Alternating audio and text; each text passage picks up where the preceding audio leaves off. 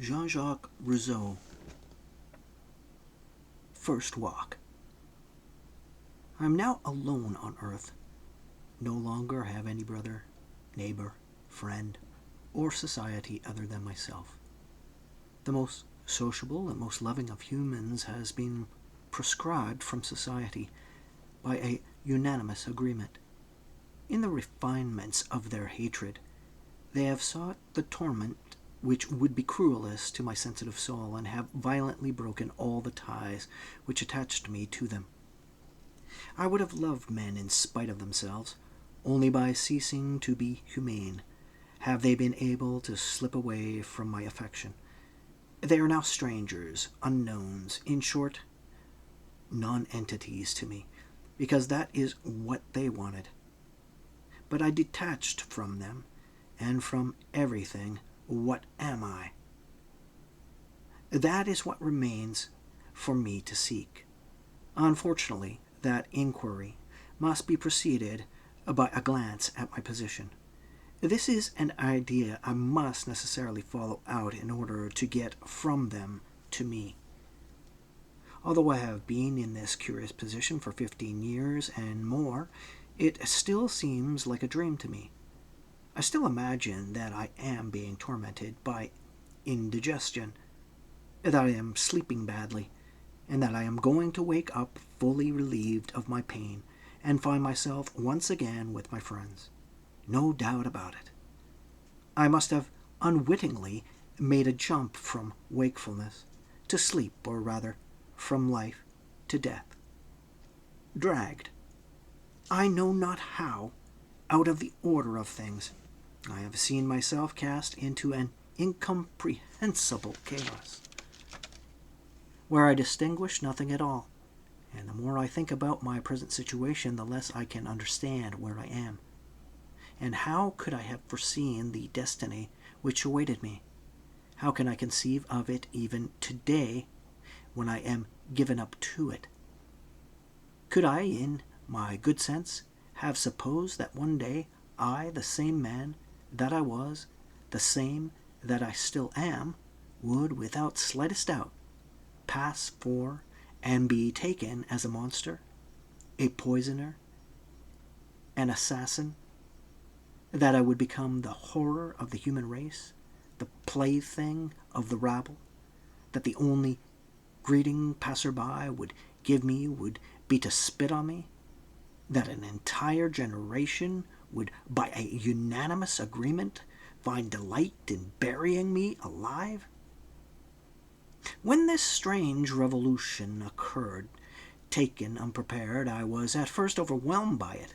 My agitation, my indignation, plunged me into a delirium which has taken no less than 10 years to be calm, and having stumbled in the interval from one error to another, from one mistake to another, from one foolish act to another, my imprudent actions furnished the masters of my fate all the tools they have skillfully utilized to make it irreversible.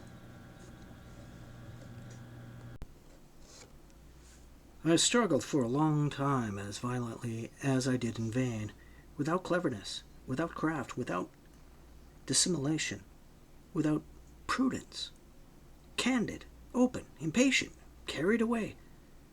I only entangled myself more by struggling, and incessantly gave them new holds they had been careful not to neglect. Finally, feeling that all my efforts were useless and that I was tormenting myself to no avail, I took the only course which remained, that of submitting to my fate, without railing against necessity any longer. I have found compensation for all my hurts in this resignation, through the tranquillity it provides me, tranquillity which could not be united with the continual toil of a resistance as painful as it was fruitless. Another thing has contributed to this tranquillity. Among all the refinements of their hatred, my persecutors omitted one which their animosity made them forget, that was to increase its effect so gradually that they could incessantly sustain and renew my sufferings by forever hurting me in a new way. If they had been clever enough to leave me some glimmer of hope, they would still have that hold on me.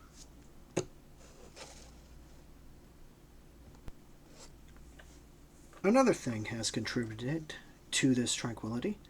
Among all the refinements of their hatred, my persecutors omitted one which their animosity made them forget. That was to increase its effect so gradually that they could incessantly sustain and renew my sufferings by forever hurting me in a new way. If they had been clever enough to leave me some glimmer of hope, they would still have that hold on me.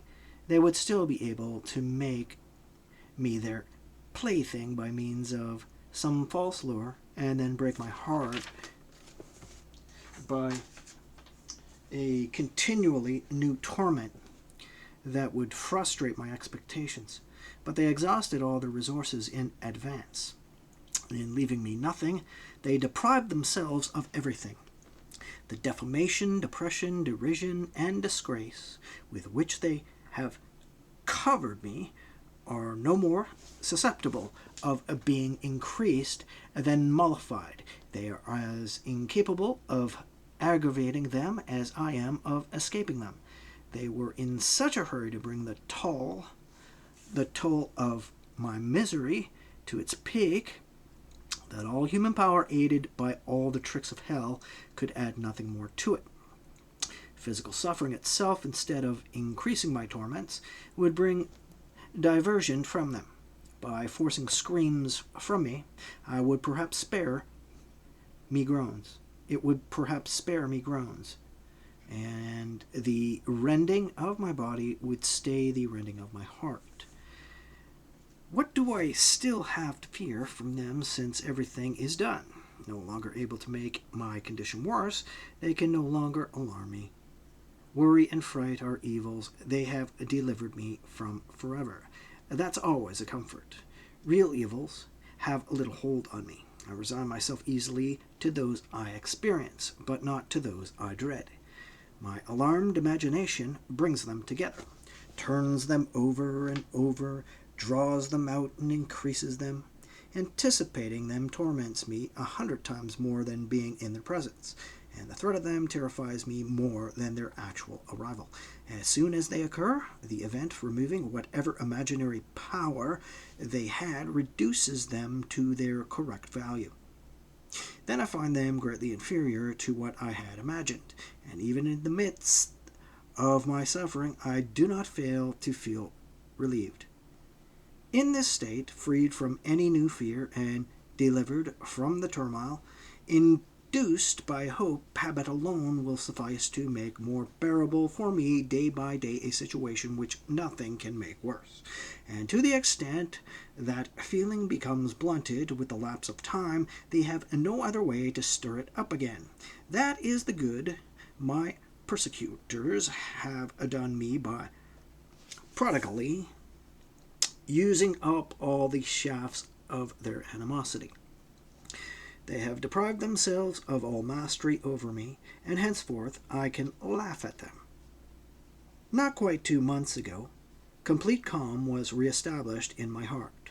For a long time, I no longer feared anything, but I still hoped, and this hope, deluded one moment and frustrated another, was a hold by which 1,000 diverse passions incessantly